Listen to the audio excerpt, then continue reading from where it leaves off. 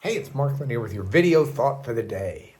Well, this week I've been looking in honor of Black History Month, I've been looking at speeches of Martin Luther King Jr., specifically with an eye towards how he used scripture in his speeches.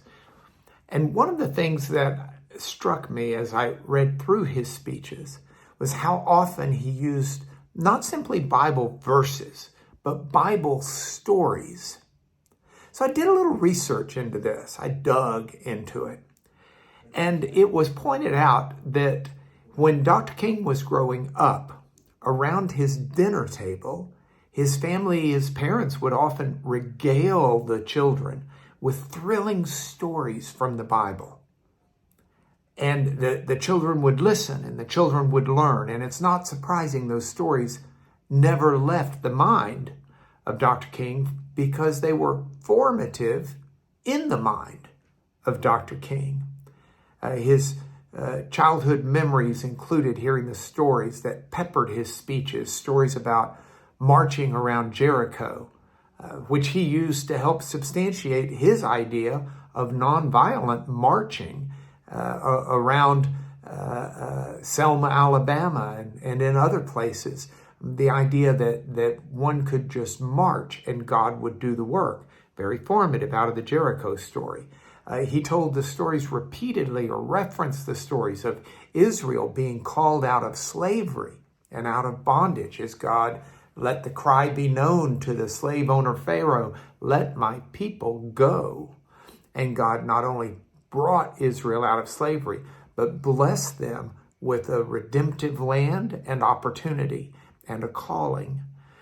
King was big with biblical stories in the New Testament as well. The Sermon on the Mount was foundational for him in understanding the call of the Christian, sometimes even to suffer in faith, that God would do something in the end for the good of his kingdom.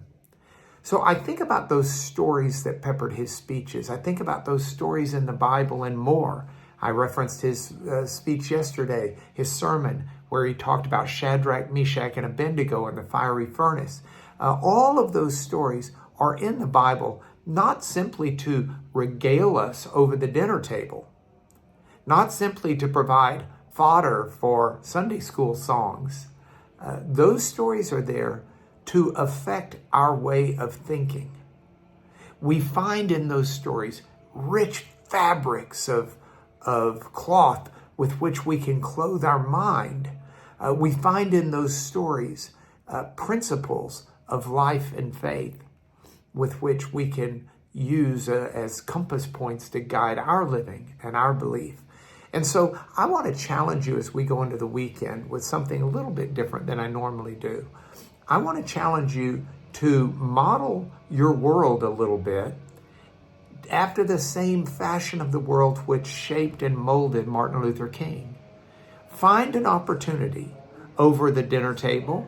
Find an opportunity over the lunch table, the breakfast table. Find that opportunity to express a deep appreciation for the stories of the Bible.